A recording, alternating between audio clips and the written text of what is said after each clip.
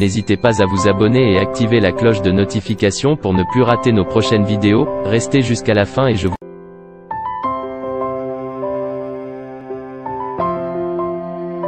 batalisi biso que babotama sur 9 bakufa 7 askaka yena ndeko na mobali pe ezana ba date so babongisa ke pona liwana bango. Mais pourquoi nzamba tindaki ti aya koluka ngai? Ce n'est pas que dans l'équipe à pasteur nyonso ezana nenge nzamba bongisa ki destin ya nzambe ezale ki aya sena bakolanga pour délivrance na ye. Les armes influence c'était que oh kuna bato belé mu pepe oui ba belé mais nani nzamba et si kani nzamba tindi yo. Parce que le Satan passe de prophétiser. Toi, la sœur, a témoigné dans l'église, ah ouais, ça blaguité. Bah, écoutez la prophète na balabala, prophète a sakoli po na ye, a lobi na ye, ma sœur, nzamba otali sanga, au balate, au botate. Mais moutoua salango, ça tata moi si na yo. Ouais, tata moi si dans mon communauté, après c'est la combo tata moi si. Exact. Mbalamogo e bouki. Abi, oye bien le côté, mais aïe baka sous vêtement na yo. Pour délivrance seulement, il faut que ça soit sous-vêtement na yo. Donc prier pour yango, yango ne muteke ko arracher sous-vêtement ba yiba. Parce qu'il y a des prophètes qui ont l'esprit de la domination. Tant un prophète pour na yo, malamoko a joué esprit na yo. Donc attends parce que comme tata moi si, a joué mamoko esprit na yo. Et puis que ba kepe un écala après si c'est on a papier duplicateur. C'est la côte une installation le monde sous-vêtement à ligne de duplicateur il y a petit prophète wana. Prophète dans la simbi abi ah so na bondeli awa batu bakomona tout le place moko bien. Quand on a simbi na loboko. Là ce que ba surtout na chambre hôtel. C'est revenu ko loba oh to komi awa ndenge nini. Ayebi c'est en tout cas ndenge komi awa makambo changer. Nazo sala ba prière et là l'esprit moko zo kitao. Il faut coucher l'esprit wana. C'est rabani ko lela ngana ke makambo wana te na ibira rabani ko lela et puis c'est bon na moni zo banga esprit alors accepter que ngana bondela au lieu qu'esprit ya ngana coucher na accoucher na sœur wana témoignage vivant église et bi sœur ya telema témoigner yango ba coucher na sœur wana ta ba coucher na sœur wana azui na téléphone na ye na montre na ye sur na mbonga ki na ngwana asimbe le bobo. Voilà, recevez la bonne humeur chez vous, mesdames et messieurs, au nom de la grande équipe de cette émission, comme d'habitude. C'est quand c'est ma caméra. Grand merci à tous ceux qui aiment faire une côté Mouloubé Mboka Congo. Grand merci na régie finale. Grand merci na Ndeko Richard Machita Kuna na régie. Grand merci na mon Mboka Light Kuna na machine. Baïno soit les grabons de faire une côté Topé Sibino Mboté na Combo et Polo Soumassi. Il y a question de parler aujourd'hui de l'actualité spirituelle. Vous allez voir mon mot quoi, l'évangéliste Ernest Mongout aux Zongé les sous par rapport à Mabu Atali Bongo. Possession et kotaka na nzoto ya moto lolenge kani et le connu ne favorisaka ete moto akoma bongo posséder na esprit ya mari to femme béni to ko sabu na l'homme de Dieu Ernest Mongo zali bongo responsable ya église béni de Dieu awana commune ya Kitambo et zali bongo invité nanga pour une seconde fois to zonge to sonner parce que azali bongo na ministère ya délivrance. Comment est-ce que délivrance ya moto oyo azali bongo captif ya possession songolo pakala et ça les marquer quelles sont les conditions pour que après délivrance wana milimu wana et les kalisu soutenir zonga lisusu pour posséder susu nzoto ya mutazaki bongo victime ya mulimu wana apôtre tout évangéliste Ernest Mongo azali invité na ngai to yambie mbali boso depuis to côté 2022 na pèse déjà bonjour meilleur vœu évangéliste. Bonjour nayo na bande konyo sobazo ndabiso nzamba lola pambola bino. Voilà, bonne santé, meilleur vœu to zio mbali boso depuis to côté 2022. Ah oui, santé za bien ngolo nzambe. Nzamba sungu vraiment et ça malade. Évolution église bénie de Dieu. Oui, évolution ezokende malamu quand ndenge moni batandi tandi bakiti awa tozokende na zamba ya Luzizila chaque année une fois pour représenter Nzambe ba retraite année pour représenter Nzambe année na biso oyo potisika. Chaque année une fois. Est-ce que une fois na année copie on depuis à makambo oyo to kutana kana vie quotidien année zali bongo na 364 65 jours le kindaka ka mokolo moko kasi ndenge bibeloba la chair le corps l'esprit est bien disposé mais la chair est faible. Une fois par année est-ce que c'est suffisant pour na moto azali na souci ya Nzambe? Yo kanisi bitumbo tozokutana nango ezani mona o Jésus akutana nango Jésus akutana bitumba makasi mais à matango mba ko gêner pendant 40 jours 40 nuits une fois seulement na 3 ans au ministère na yo comprenez? Donc au semble déjà chaque jour. Na année moko, na 2 ans, na année moko, au moins une fois, que na vous sans le contrôle il y a année. Tant que personne sans le contrôle il y a année, tu es dit que chaque jour le dit, tu ressembles là, ma prière, donc c'est comme ça. Voilà, merci beaucoup, évangéliste Ernest Mongou. Tu as une belle émission, dans le cadre de 4 émissions, pour les. Évangéliste Goyi Banam, il est salaka. Est-ce que Moussa Lanzambe peut posséder dans le molimo Mokoboy? Et le connu favoriser possession Moussa Lanzambe dans l'esprit Mokoboy Songolo Pakala.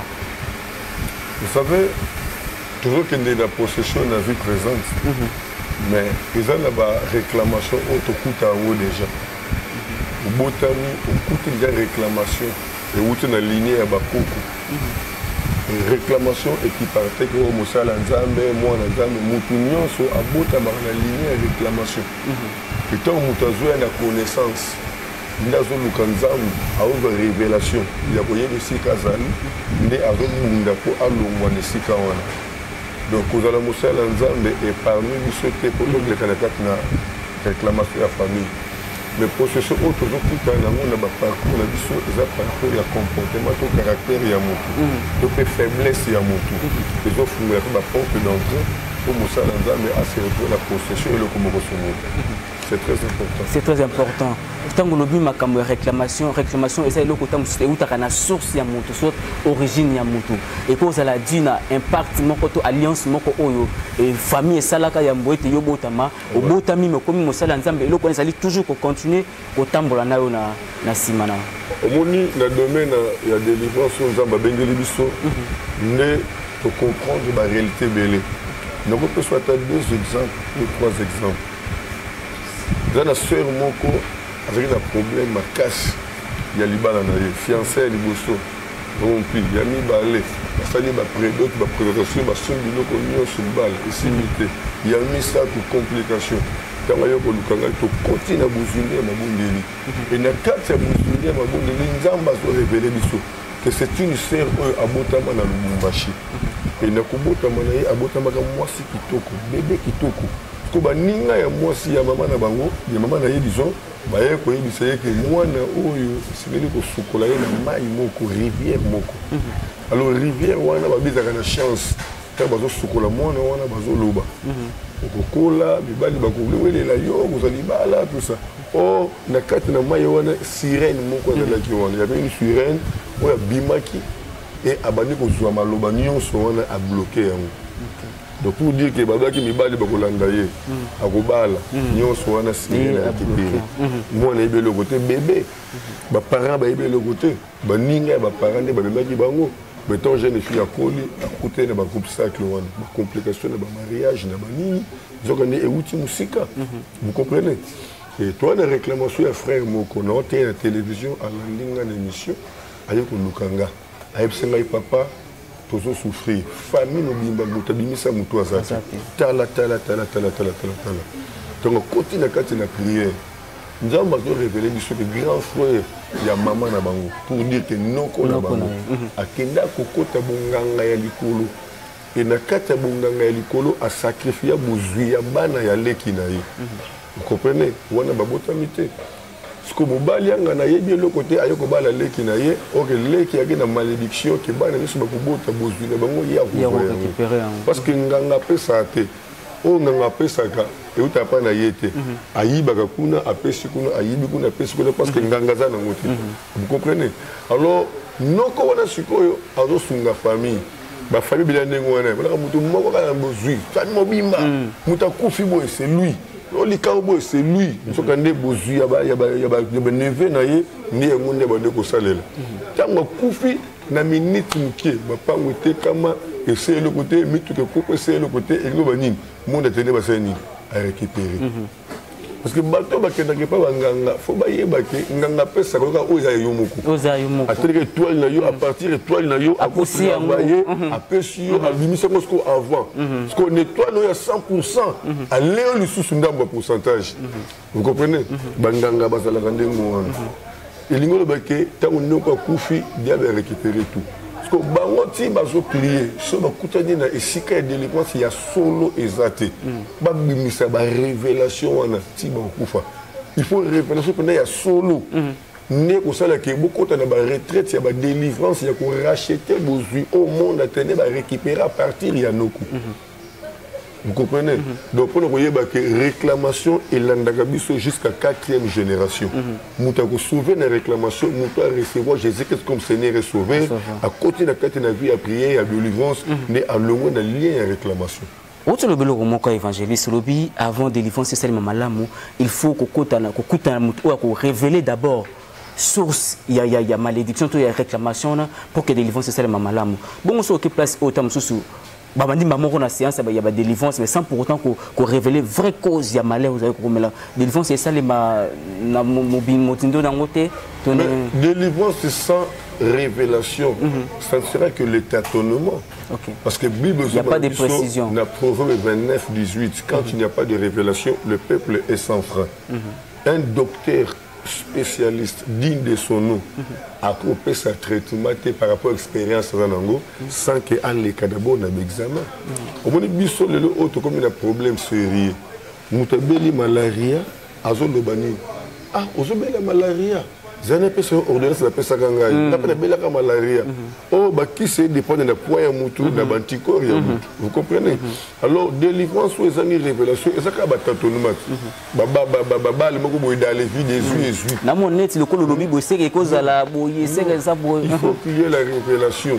Et la révélation nous montre la voie à suivre pour chercher une délivrance. C'est comme ça que nous travailler. On a autant de délivrance.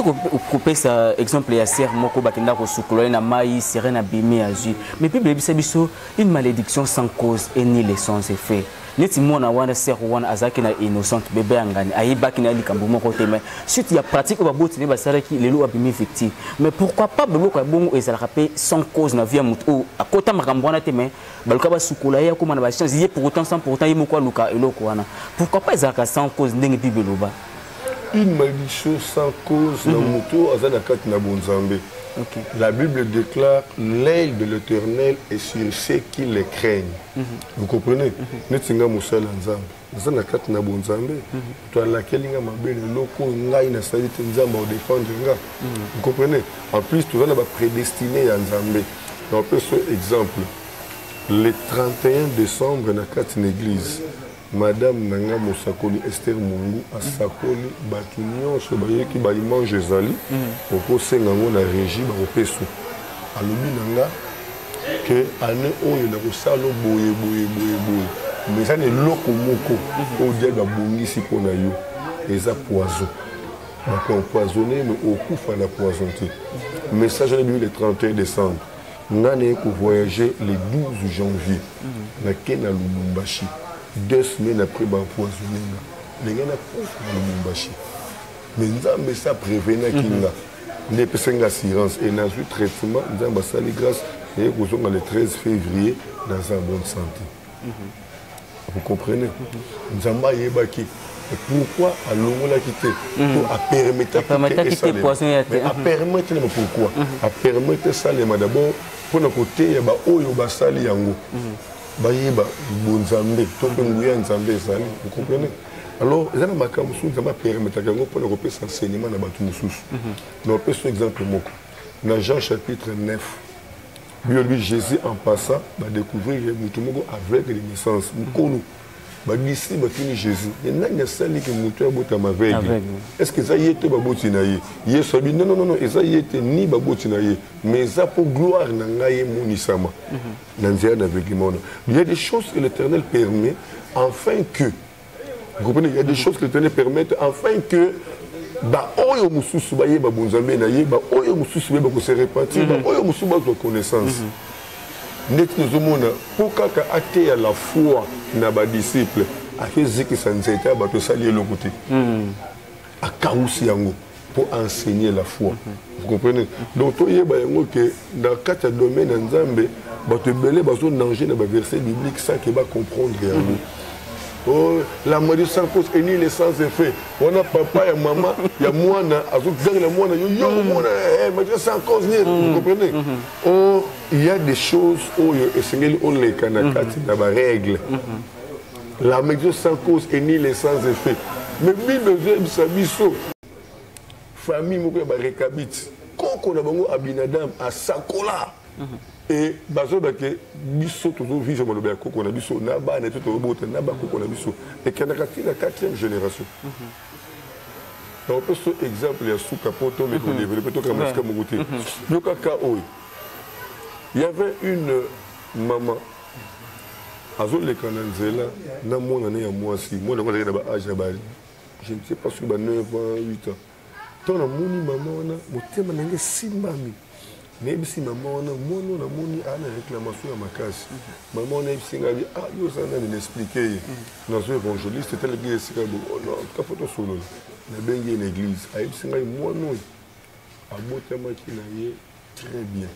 Subitement tout le monde est malade c'est impossible ndenge tozabo chaque samedi basala nzambe baya rolala na ndako ba prière c'est la famille mais changement za la rete le label le bakoy la belle bakoy c'est vrai na boneli pona mwana wana après ko bondela pona ye mwana li akate asengi biloko aller quelques jours après Rechit à côté hôpital na bengi na ken hôpital na bondela bi non il faut na kota na bozindo il y aurait ba source ya malade ya mwana oyo na koti na bozindo église et témoignage oyo kangu na bandi ko bondela yoka makamuzamba hotel sangai papa na ye asaka na problème na grande sœur ne propre ba discuta makasi na moment oyo mwana wana azaki na zemi qu'on a discussion wana maloba ya tata mwasi ya mwana wana e beta mwana na kati na libumu moi na botami normal après quelques temps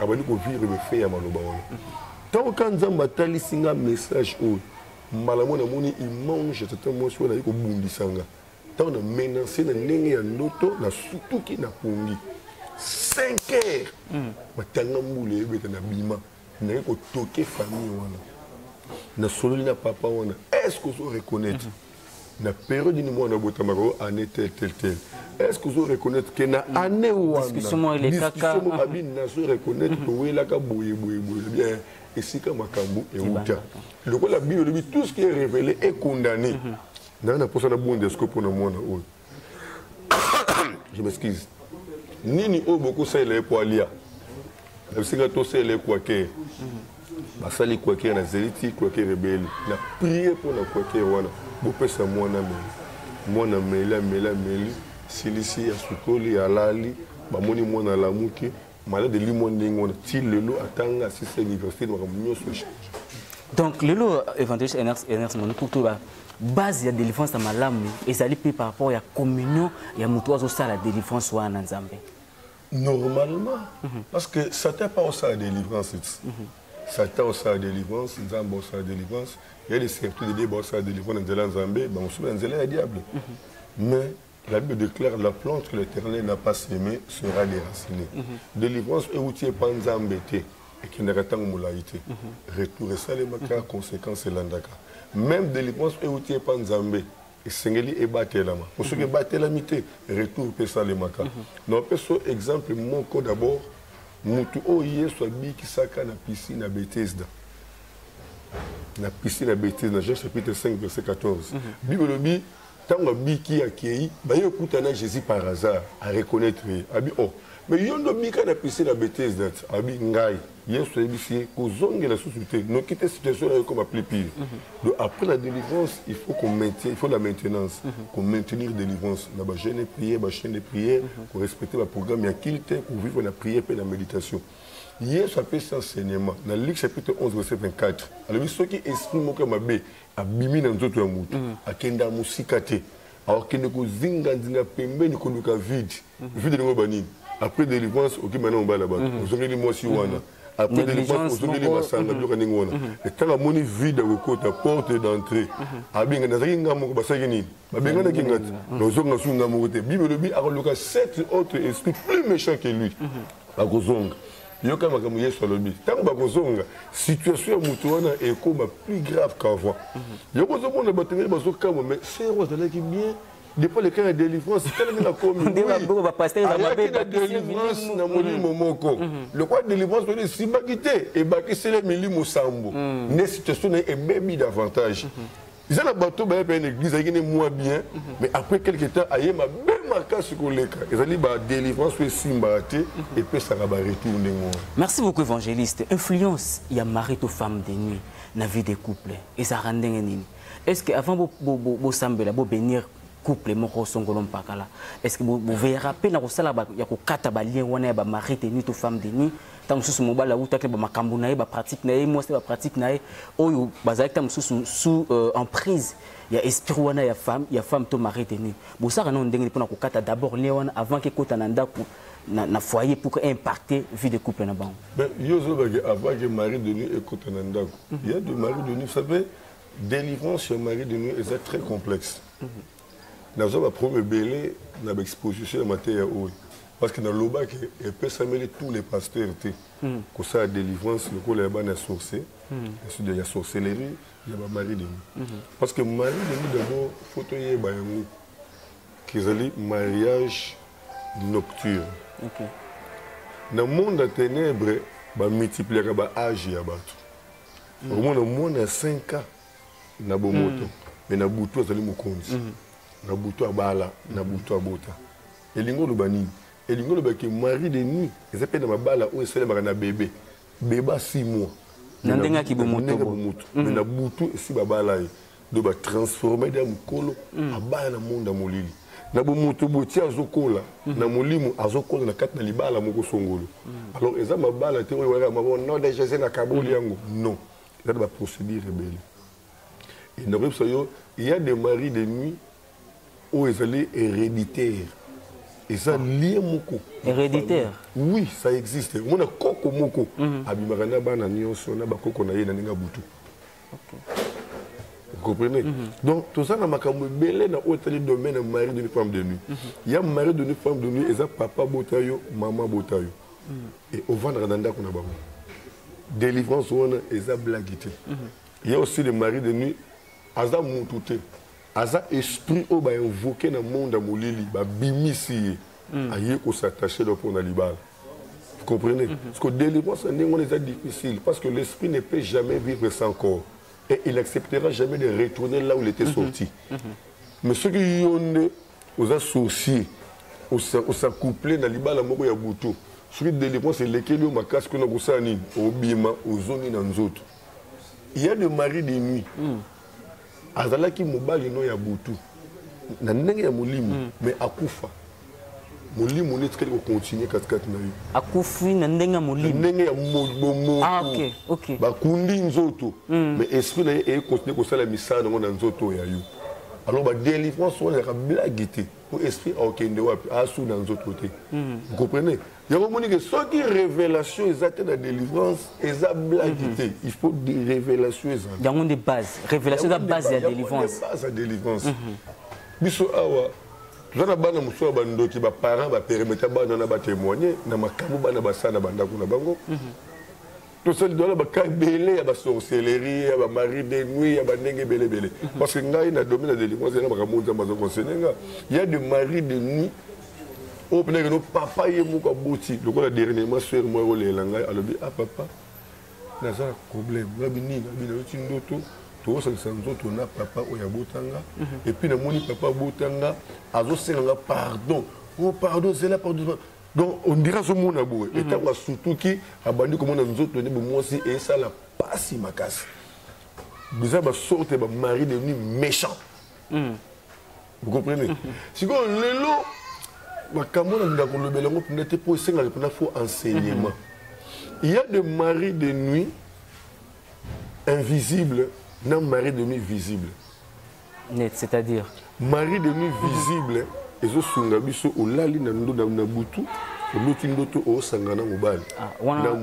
visibles. Visibles au monde.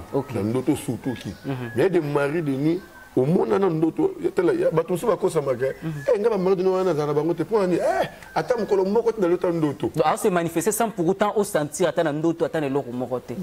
mais il y a des signes qu'il faut révéler ou comprendre. C'est raison que mais Marie de nuit a manifesté sans que Oye bateau reconnaître.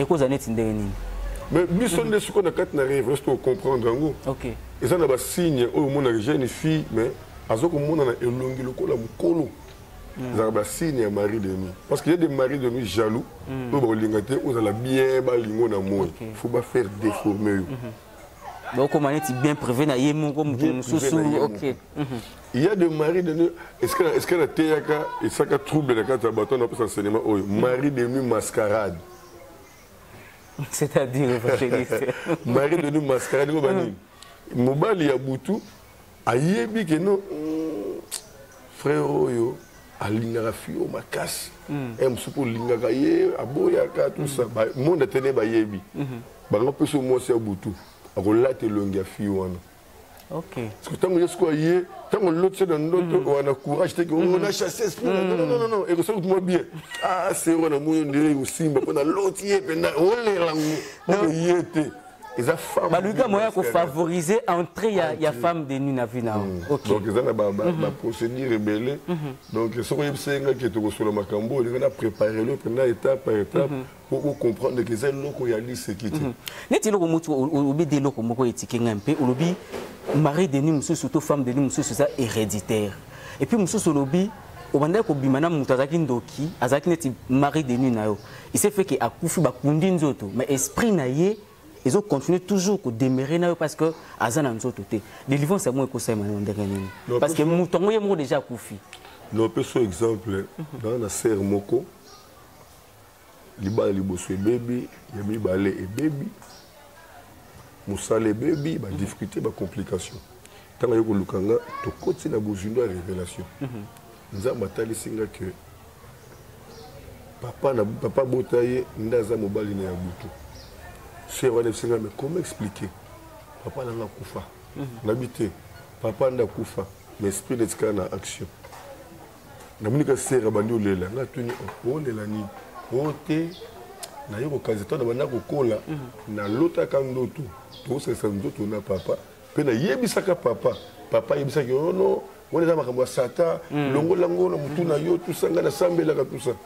C'est quoi mon fait le connaît yeli albia nzamba révéla kaye mais azalaka mon mkia comprendre raté ayo comprendre dango parce que délivrance c'est la manière il faut okuta na muto nzamba bengi na loto mwana pona ko déloger esprit wana ko benga na yango ezonga na cimetière c'est quand nzoto ekota soit ce qui ne côté lengana mais ezaso na possession teli ko na nzoto na yo si le mari de nuit esprit vagabondage mais limo ezotambola kaka oyo eyaka na badésir moni se fille mo azotambola azosepela ti mwa minishi mpe mwa nini ntango esprit atalika aluda asepeli mpe kaka na makolo wana aleyemba moko ase dédouble katikati na yo eza na esprit ozotambola ye akuti na kati na douche ozokomi esepelisa yo moko aye asacouple na yo yoka to ndire sentiment ngo ya yo donc ya yo te ils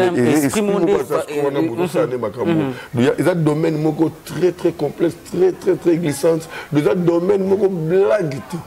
Parce que la Bible déclare, Job 8:32, en réalité dans l'homme c'est l'esprit. Son continue de domaine en mari de nuit, femme de nuit, automatiquement au commis dominé en esprit. Parce qu'il y a un esprit na yo. Et qu'on influencer même la physique na yo. D'ailleurs, quand tu belé ba na ba problème de ba foyer na bango, ils ont rester mari de nuit, femme de nuit. Et le on a harmonie na katanda. Et pas mobile bête thérapie impuissance sexuelle et pas moi c'est bête thérapie fragilité. Moi c'est pendant de ce que moi ça vend dire moko boy, on me regarde bien. Sur le a comme mal à l'aise. À tato pas et au point ni. Soba dinga simba ye a senti on dirait ma be moko bo songolo. Mais na boy au monde moi c'est ça ni infidélité. Mobile pe na physique bo na ndenga bo moto bazani infidélité. Le problème té esprit on sala musala katkat na bango. Esprit on a mari de une femme de nuit, ba ndakati musala. Ba détruisaka na musala ya moto comme instable na musala na yo moko. Ba de basala ka misala ebelé. Ba divorce ebelé zo sala mais c'est influence à cause de l'esprit wana. Bon so sali délivrance évangéliste. Au Kaboli moisi na mobali wana to mobali wana na moisi wana. Ce qui arrive daki ba botaki déjà na ndenga esprit. Bana wana pe comme déjà sous esprit ba comme peut être domaine mususu to loba. Au sala ndenge fona ko boma pe na esprit ya bana wana botaki na relation na ya mari to femme de nuit. Et ça, mais influence union sont négatives. Il faut combattre l'esprit à l'autre. Tout détruire ça en autre. Il faut détruire en autre. Il ne faut plus qu'il y ait la relation entre Bana et Nayomutu normal. Il faut que Bomba Bana n'ait pas à mon. C'est comme ça qu'on travaille. parce que toi na bateau tu bien un dédoublement d'esprit diable à cause de dédoublement na yo à quel on a monde dans molili yo mo bien no vrai ya no lati au tamboli mais au moins bato ba monde na bango yote parce que vrai yo ya na monde dans molili de na bato mususu ba zo ba dossier na bango aux gens ba dossier na yo licencié docteur au côté ça partout batala ba tangote pour nini zanoka ba photocopie à pamba originalité déjà ça que na ngo comme la spiritualité il faut révélation et za la pour aux œuvres de délivrance tout le monde a batatonnement et belé et dans le domaine de délivrance il y a blague non pas cet exemple il y a mon amour ya ndoki mais il a qui bisoye ya autoki na poto ba tambo na poto par-ci par-là de délivrance c'était sikoyo maman na ye tellement yebaki ngai aliri ba yene kaka awa mais tant ko pa koko na yeba meme na église mongo be sala succès pasteur yeba di munene tant ba komi wana ba sala ba délai parce que na maman a insisté bon que ne peut vont terminer ce monde tant ba ye na yepa na ngai moi na boyi ayebisi koko na ba ngai lingi de dépense na awa te to ke ne ke ska bokumba kinga kuna na église wana oyi bana wana sala succès wana donc moi na ndenge ya kindoki na bango à comprendre déjà que kuna vide moko ça mais ayi atali koto yo et risque ezali pour bastambo na ba délivrance porte simba lango te mais tango ayi pa na biso tango to bandi service ya délivrance et là on dit nzambo tal sa biso ada mutu ne na monde molili asana ba élément na ye o ba travailler na butu ya tiki na portiki poto ayi awo mais dans la chambre, il y a un miroir. Parce que dans la chambre, il y a une vocation à tirer une bague. Si un petit code, il y a un miroir. Dans l'église, il y a un pasteur. Il y a une délivrance, il y a une incartation. Ça, la rabbin a passé dans la délivrance, mais nous avons moi tant que nous sommes combat. Avant la délivrance, nous avons pensé dans le miroir. Ok. Tu as la bague, tu as la trouble côté. Bague permettre d'entrer. Contact na bango. Donc bague va télécommande fini, maman il mange na yebimi, il mange à pasteur yebimi, il mange l'église yebimi. Ce sont passés à Moutania Mouniam. Bango bazo ah t'as la pasteur. Pour nous on a tellement checker rapidement. Attends le pasteur va checker via pasteur. Ah ba moni pasteur na boîte. Ba moni pasteur ah oh ya damu tu reçoit facilement koto. Ba ça la ndingona. Parce que tant to bandika prier nzamba le avant ba banda délivrance na ye. Bo pantalon miroir na chambre na ye. Bo to la bague wana, bo détruire ça la kuna. To si délivrance moi na on a pena telemi. Atalim nani mosakole Esther mungu madame nana. Alobi ah vous avez cassé. Depuis la bande Moussala, nous avons besoin de révélation au aussi. Des pas bande Moussala. Des pas bande Makamuna, disons, des pas bande qui est dans l'église, qu'on nous a délivrance, à ça, on a une aventure. Nous avons révélé Makambu, tu révélé donc, pour dire que la révélation joue un rôle très capital dans le domaine de la délivrance. Voilà. À part révélation, il faut une question de la communion. Il y a la délivrance. Parce qu'il peut y avoir la révélation, mais communion, il y a la délivrance. C'est la communion qui est saine pour permettre de délivrance. C'est ça parce que au cause de la révélation, il faut que communion na yum pour ça la délivrance et la kitoko on entend pour favoriser délivrance aux attaques le délivrer le esprit na 75 ceux qui combien wana nzoto moto c'est très important ils appellent na bateau bana les kabo ya omona mais ya olongola te. OK. Il y a des gens qui doivent se trouver près d'un serviteur de Dieu, d'un homme quelconque. Parce que c'est à travers ta révélation que cet homme pouvait faire la délivrance. OK. Le tingai d'après ces exemples, nzamba limbisanga kolobaka ngai ngai, nzamba sala ngai ngolu, ya koyoka, ya komona, ya kolongola. Mais en tant qu'évangéliste, atie pembeni na ngai lisusu mosakoli, pour mosakoli amona susu na bozingo makasi koleka. Parce que moment déjà ya fiançailles, nzamba lobaka na ngai, na sangisa bino ka lokola mwasi na mobilité, mais na sangisa bino pour la délivrance ya libota na ngai. Vous comprenez? Alors, il y a des gens où ils ont commencé à sentiment. Amoni naye mais ana nguya wana ko longola te mais comme ko bondela pona batu nzamba ta singa na moni espimo katikata amoni ya solo tant ko bondela boye ana nguya wana kolongola te ndemona ka bato ebele oh mais makambo lobelinga mais kuna pe balobelaki ngai nakotaki pe délivrance mais bazana doya kolobelo mais doya kolongola bazana ngote fallait que bazale sikana muto ko kolongola ba travailler en communion. Vous comprenez? C'est comme ça que makambo ko marché surtout dans autre domaine il y a délivrance. Voilà, merci beaucoup. Je pense que Torozong est la sous-évangéliste prochainement. Dans la zone de place, dans le bas, c'est très important pour préparer ma mariée. Biso bana ba marié au bayaka légalement, au toujours préparé, to pesaka jamais li pamboli libala, il faut d'abord ba les cas de délivrance. So ba ju baptême te ba leki na cinéma ya baptême to baptiser bango. Na kutana na couple moko avant mariage na bango to leki c'est la délivrance. To yo kuta ke moi si na délivrance esprit moko atombo ki albi akoko bala jamais.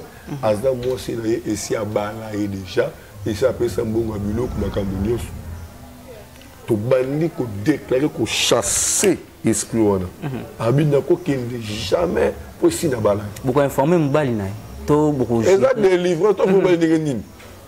Et ça que non, je vais te dire mais OK dans l'hôpital je ne connais pas mon mbali. Non, et ça ba cas spirituel, il faut que comment garder parce que message il faut cabolater. Message il faut consoler et édifier. To bandi déclaration de délivrance et soit dans le bien de biso ceux qui vont lingi na tikaye bon permettre ngana zo mwana na ye parce que c'est la beauté mwana moka mwasi. C'était terrible pour te chasser esprit one. Il y a mari d'ennemi. En fait que article la libre abala légalement. Zomo. Sur ceux qui délivrance ces actes bon pas molika libala ya bato de botiki bato na kati na danger. Toujours le contrôle avant le mariage. Pour te coûter la stérilité, la future. Au moins que dans la volonté, il y a des gens qui sont il faut que l'on ait marié, couple, avant, au pas bon la bango, pour ma cambo belé et batami. Ils ont battu sur Zobala, mais la famille, l'oué réclamation seulement à Kobalate. Ceux qui ont bali, mon bali, on a soit pour détruire, il faut réfléchir. Depuis na bali, na remarqué ni. Est-ce qu'il a avancé?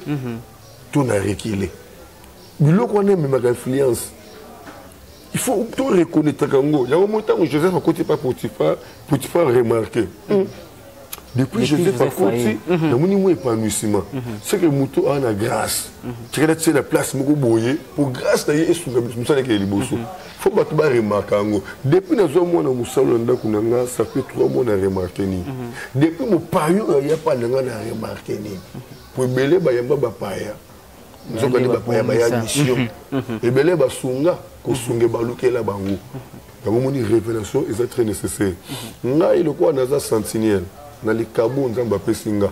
Na permettre kate mutu akende kobota sans que tout l'andelaye.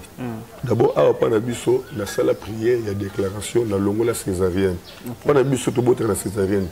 Dans le bas du Loba, on a tout bottes la césarienne.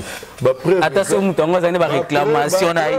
Les témoignages sont belés. Panabiso, tu bottes la césarienne. Na boya yango. La force couche pèse à la raté. Na monesika nyama botte la césarienne. Na monesika ndeka botte la césarienne. Na monesika na Bible, moi ça botte la césarienne. Na longola yango l'église. Et tika les amours. Panabiso va force couche à la raté. On va vérifier, on va voir que témoignage est grave. Toi, on a serré mon boutaka, moi, on a dirait monstre d'information. Bah, pas solo, on a n'engagé mon boy, bah, docteur, bah, Salam Mikanda, qui est à Kobo, tu as une voix normalité. Donc, on peut son numéro, on a un poto, le lot, ben, il y a tout un témoignage, on va expliquer. Et tant que bah, zéminé, bah, kilo, bah, talipa, bah, bien, oh, jamais, on peut une voix normale. Aïe, avant, le langage, non, et pas d'abus, on va banger l'autre pour, ah, on a un assassinat, en dimadi. Alors, mukolo qui ne kubota, azobe ngai nzela zole. Ce qu'on lit à la haute, balobi kobanga, balobi yo kende ka par la foi. Nzambe témoin, akenda kubota na puta centre nganda. Tango komi wana ba préparer la salle d'opération ba kamunyo. Babi ka non c'est l'anesthésiste ya. On a besoin nzela. Zela, mais c'est oza wapi, on est au bout de la pasteur, on a comme sur ma campagne. Naza on a kota kala mingi, moi na bima. Miracle Salem. Toi, on a des collègues, des journalistes qui ont hérité de la journaliste formidable. moi c'est azwa zemi avant moi na liboso zaki nan azwa zemi azwa muke siko batali ndenge basalaki opération ya liboso moyen abota na voie normale ezate po ekopasa la pota ya liboso ntango siko bayepa bandeko na bango basambelaka babi non biso awa césarien ezalaka te oh non ta badocteur baexplique abi non ata docteur alobi mpa na biso ezalaka te à l'hôpital de Bousso, babi césarienne, chargé l'hôpital césarienne. Na 3 ans hôpital, insister, docteur le bi bondi ma bossa la papier. Ako ba benginga na bi oyo goya e ya na mutu na bossa la papier. Basala papier. Comme l'hôpital abota normal et lequel avait petit. Voilà, ba ina 5e hôpital. Ba pesa ba pesa ba mo na komo na mobimba. Mungu bokunda Ernest. Voilà. Donc mon Nzambe c'est très compliqué, il faut que oyeba na molimo ne faut pas na molimo. Voilà, merci beaucoup évangéliste pour la disponibilité na télévision de Ngonga. Je pense que tokozonga sous na mozindo parce que le vie vous allez te préparer parce que prochaine émission pour que funga biso pena na mozindo. Na makambo nyonso lobi bat balandi biso ta mususu ebele ba se retrouver na makambo oyo na rotiko juste à 2 minutes ou exhorter pour salir prière moko pour to kabwana évangéliste Ernest Mongo. Pour exhorter ça passe le lot parce que internet peut détruire la vie à votre belé parce que le monde internet ça côté na quatre l'église a eu une grande partie a eu un otage à se déguiser dans salle belé pour nous désorienter du botan ensemble. Et bien, dans un milieu, on a une influence et un témoignage et une délivrance. Délivrance, c'est bon, on l'a remonté. Professeur, on l'a remonté. Et le bon, on l'a remonté. Et délivrance, il y a qu'à Simana Liloba. Le chrétien, base d'abord la confiance, il y a un Nzambe. Nous besoin de confiance, il y a un Nzambe, oh yo Sambe laka. C'est fort possible que Nzambe a orienté. Pour une influence, il y a une prophétie, il y a un témoignage, il y a une délivrance. Même si on comprend que Zamakasi, non. Naza makasi, na sala comme ça, on a ezangate ezanzambe, il y a un bateau nzamba bongi sande bayanziananga. Il faut bon de nous nzambe pour permettre que yo oyanziananga. Pour tout yama bata poto baya a indiqué de délivrance, aux États-Unis, Londres, Bruxelles, Paris, Allemagne, Suisse pour le bateau, d'autres yama bata ndenge na ndenge. On les lopé sur le numéro quelques personnes qui ont témoigné ba lobelayo nzambo ba yang baluka sika oy. Mais il faut être sûr que nzambe na tinye aw, c'est très important. Il faut en être sûr. Toi na se monter na poto azamuta Brazzaville ya Brazzaville. Prière musique nzambe lebika na ya en tout cas faut aller sur place. Abundi aller sur place. La délivrance nzambe azobisaye. Et si vous avez des baza, na mboka no basale mingi baza, mais ngai nzambe na bongisa ki de sama kola musali nga. Vous comprenez? Donc mutu ana sika nzamba dispose pour la délivrance na ye. Alors Luka Molimo centre a orienté yo wapi ndoko za délivrance, a convaincre yo na musali nini pour ebele ba baby peka na basali nzambe. Avec la problème bien sûr, mais des fois il y a pas musali wana ndema kambe baby sous makasi koleka. Pour peut-être aller internet, influence mon songolo. Non, même l'église dans le Bagango. Bon, on a sûr que nous avons bâti des bino. Bon, on a vraiment sûr. Parce que nous avons des 50 ans bâti d'Akaye. Le cas d'exhortation, on est dans le témoignage de comment si haut. Avant de faire un moudi, à l'ali na boutou, nous avons besoin de banaye. Luka Moussali Nangaye. Ernest Momo na béni de Dieu. À Soutouki. Abandi ko tambola ko luka ko longa mbudi abandi ko bunda a certain que magasin abandi ko tuna ti ay ko se retrouver dans l'église dans l'église après ce petit témoignage tane na dabo na yi awa parce que nzamba lo belinga na ndoto tala ngabia c'est que les kamboza prier bonde la nzamba talisi biso que babotama sur 9 bakufa 7 parce que il y a des gens mobali pe ezana ba date ba bongisa ki pona liwana bango mais pourquoi nzamba tinda ki ti ayo kolukangai ce n'est pas que dans l'équipe à pasteur nyonso ezana nenge nzamba bongisa ki destin ya nzambe ezale ki aya sina bakolanga pour délivrance na ye mais ça vraiment influence c'était que oh kuna ba te belé mu pepe oui ba te belé mais nani nzamba et si kade nzamba tindi yo parce que le Satan pas de prophétiser toi na sœur moko a témoigné dans l'église ah ouais ça blagité écoutez le prophète na balabala, prophète a sakoli po na ye, a lobi na ye, ma soeur, nzamba otalisanga, o balate o botate. Mais muto asalango, ça tata mosi na yo. Wa tata mosi no moko kombonete, après si la kombo tata mosi. Exact. Mbala moko ebuki. Abi oyebi le côté mais ayiba ka sous-vêtement na yo. Donc pour délinquance salema, il faut pas sanga sous-vêtement na yo. Donc prier pour yango nem te ko arracher sous-vêtement ba yiba. Parce qu'il y a des prophètes qui ont l'esprit de la domination. Tant que prophète pour yo, malamoko a joué l'esprit na yo. Donc attends parce que comme tata moi si a joué mamoko esprit na yo. Et puis que ba kepa ne kala après si c'est on a papier duplicateur.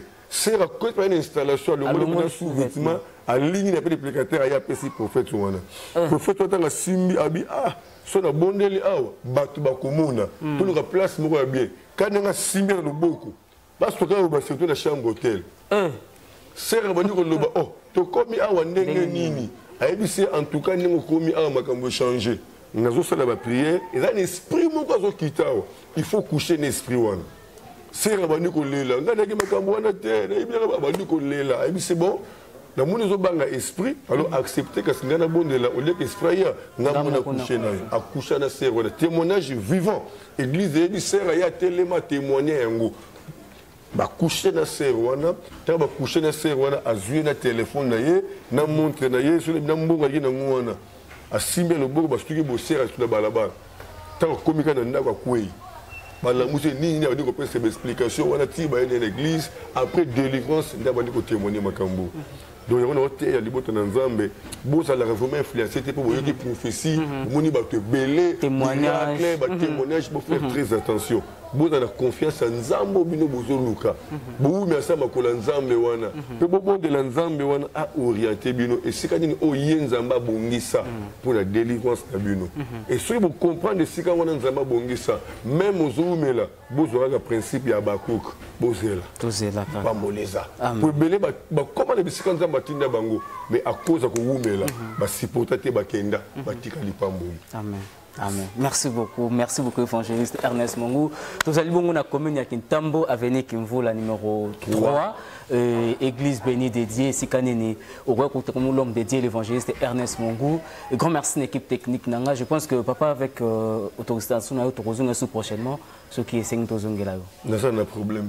Merci beaucoup. Voilà, vous l'avez dit numéro plus 243 89 75 15 851 plus 243 89 75 15 851 na Facebook bakozwanga na Ernest Mongou na page à Béni dédié et na YouTube bakozwanga na Béni dédié TV jusqu'à ba programme sur église et les. Voilà, Landa évangéliste Ernest Mongou na Béni dédié TV na YouTube Landa et na Facebook numéro na d'ailleurs to afficher ngona sewana au bengi bo sur makam o etali kaka yo na évangéliste Ernest Mongou et surtout kenzamba tabi kabukat na ya délivrance. Et c'est très important, il y a que basela nzambe ou bengama na domaine où on a délivrance. Grand merci à Cédric Nsema na ma caméra. Grand merci à l'équipe technique nous sur émission pour les ceux qui sont massés à Zongité. Ngana bino rendez-vous prochainement, même plaisir, même ambiance. Merci et bye. N'hésitez pas à vous abonner et activer la cloche de notification pour ne plus rater nos prochaines vidéos. Restez jusqu'à la fin et je vous